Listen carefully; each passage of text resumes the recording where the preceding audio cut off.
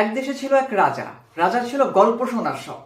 তাই রাজা ভাবলেন, মন্ত্রী, তুমি তাহলে রাজ্যে ঘোষণা দিয়ে দাও, আমি এমন গল্প শুনতে চাই যেই গল্প কখনো ফুরোবে না, আর তাকে দেওয়া হবে এই অর্ধেক রাজত্ব।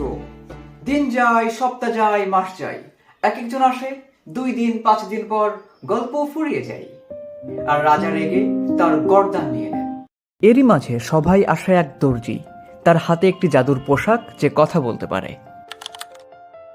আমার জন্ম হয়েছিল এক টুকরো কাপড় থেকে।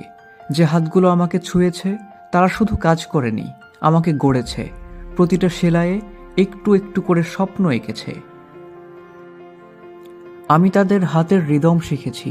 কেউ নিখুঁত কাটে, কেউ সেলাইয়ে কবিতা লেখে, কেউ চুপচাপ ভুলগুলো মুছিয়ে দেয়। আমাকে 3 বার দেখা হয়েছে, 4 বার ছোঁয়া হয়েছে, একবারও তাড়াহুড়ো করা হয়নি, কারণ আমি কাউকে সাজাতে যাচ্ছি, এটা তারা খুব ভালো করে জানে।